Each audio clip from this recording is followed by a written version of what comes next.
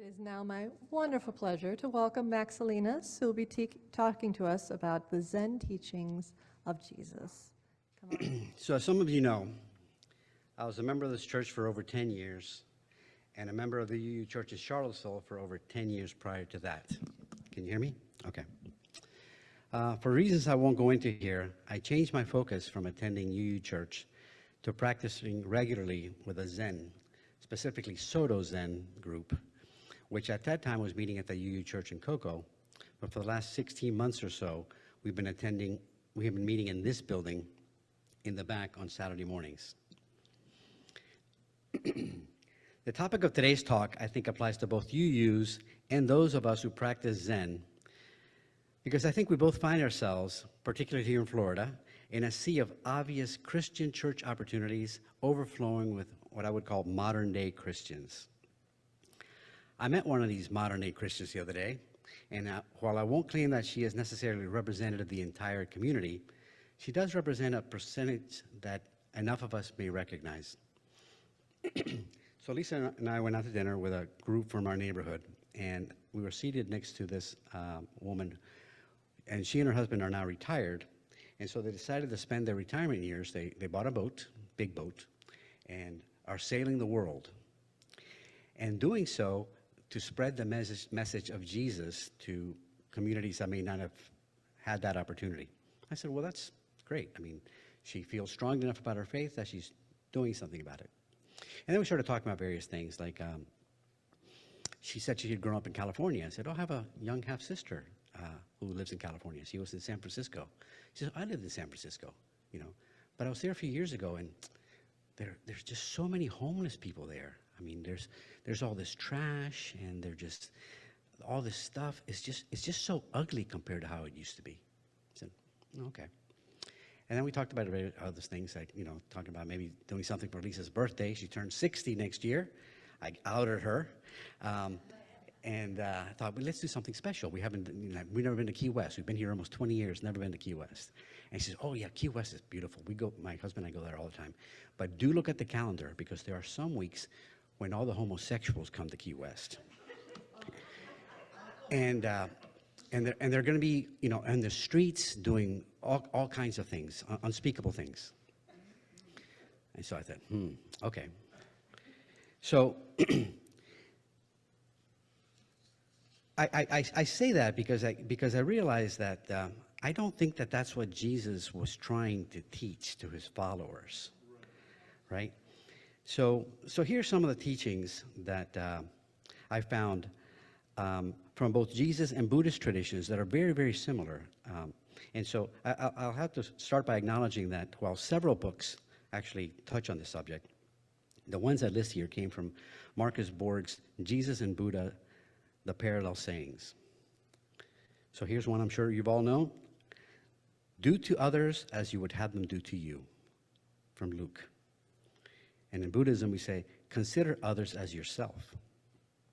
To me, this is an instruction on how to see others and to use that observation to guide our behavior. From Matthew, we hear, truly I tell you, just as you did not do it to one of the least of these, you did not do it to me. Okay? And in Buddhism, we say, if you do not tend one another, then who is there to tend you? Whoever would tend me, he should tend the sick. Again, we're instructed to have empathy and to put it into practice.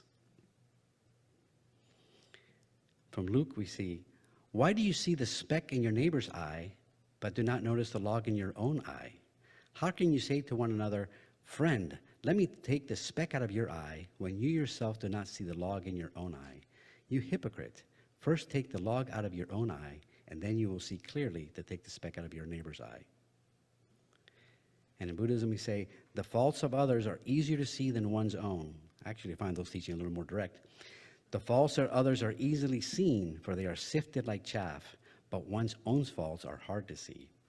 This is like the cheat who hides his dice and shows the dice of his opponent, calling attention to the other shortcomings, continually thinking of accusing him. So here we're instructed to self-reflect and let that guide us on how we judge others. From John, we see, they said to him, "Teacher, this woman was caught in the very act of committing adultery. Now, in the law of Moses commanded us to stone such women. Now, what do you say?" And he said to them, "Let anyone among you who is without sin be the first to throw a stone at her." In Buddhism, we see, do not look at the faults of others or what others have done or not done.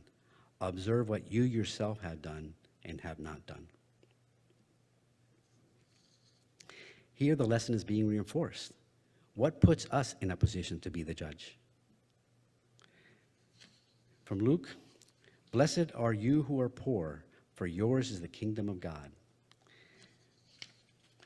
And in Buddhism, we see, "Let us live most happily, possessing nothing. Let us feed on joy like the radiant gods."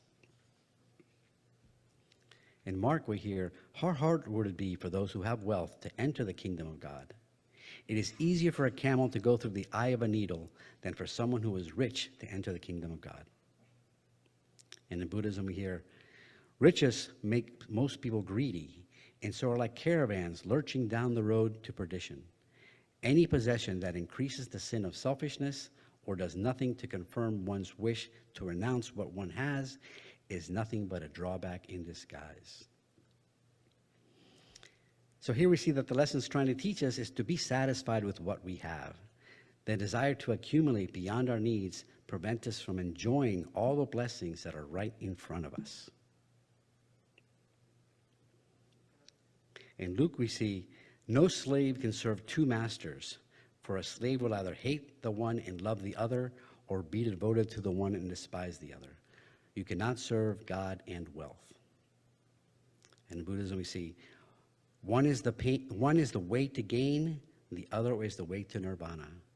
Knowing this fact, students of Buddha should not take pleasure in being honored, but should practice detachment. However you see God, this is me speaking now, however you see God or goodness or peace with what is around you, the desire for wealth bars you from approaching it. In John, we see, "You will know the truth, and the truth will make you free." In Buddhism, we see, "One who acts on truth is happy in this world and beyond." And I specifically chose here sayings that probably should be familiar, right? In Matthew, we see, "Blessed are the pure in heart, for they will see God." And in Buddhism, we see, "Anyone who withdraws into meditation on compassion can see Brahma with his own eyes, talk to him face to face, and consult with him." This lesson teaches us that a dedication to purify our hearts with a commitment to practice, specifically to help us achieve that, we can see beauty, heaven, peace all around us. What I take from these is not only the strong similarities between many of the teachings of Jesus and those found in Zen or Buddhism, but that the original teachings don't emphasize faith as much as they do practice. While in some, a strong faith does guide their actions, we all too often see in others who claim to have faith, but their actions would not seem to reveal that. Practice, on the other hand, means that we are called to action, making such a commitment necessarily consistent with what we claim to follow. I find it interesting that when the Buddha lived, about 500 BC, the population of the entire world was around 100 million. And then when Jesus lived, obviously 0, the population is estimated between 150 to 300 million. So even in that population, learning to get along with each other, not judge, being helpful to your neighbor, and things like that were important. Today's population is over 8 billion people. I mean, how much more important is that today? And you see that when we don't do that, you see all the problems that we have. So one of the things that appealed to me about Zen came from reading a Ken Wilber book called Eye of the Spirit. And I've actually, for those of you who may remember, I've actually quoted this passage here before, or at least summarized it here before. But Ken Wilber in Eye of the Spirit says, "Think of the most beautiful person you have ever seen. Think of the exact moment you looked into his or her eyes, and for a fleeting second you were paralyzed. You couldn't take your eyes off that vision. You stared, frozen in time, caught in that beauty. Now imagine that identical beauty radiating from every single thing in the entire universe. Every rock, every plant, every animal. You are quietly frozen by the art manifested in everything that arises around you. You're released from grasping, released from time, released from avoidance, released altogether to contemplate the unending beauty that is the entire world. I try to practice feeling like this more deeply and more consistently, but practice is hard. It takes a commitment. It is pervasive. It comes into play with every action and at every moment. By comparison, faith is easy. Of course I have certain beliefs, but would others see those beliefs in my actions? In Zen, one of our chants includes, I wear the Tathagata's teaching, which to me does not mean a tattoo or a big talisman around my neck, but that I am draped in the teaching such that it guides all my actions, and others may see my commitment to my practice by how I interact with them and with the world. Of course, one of the great things about practice, however, is that it makes what we're doing easier the more we do it. If we practice being happy, we more easily recognize things around us that make us happy. When I first graduated college, I bought a Honda Prelude, and you wouldn't believe how many Honda Preludes were on the road after that. I saw them all the time. Fake it till you make it. That's a popular saying, and while it sounds like something phonies would gravitate to, it's actually a good recommendation in that it effectively pretending to be what you want to be helps you become what you want to be. Just like faking a smile will actually make you feel better.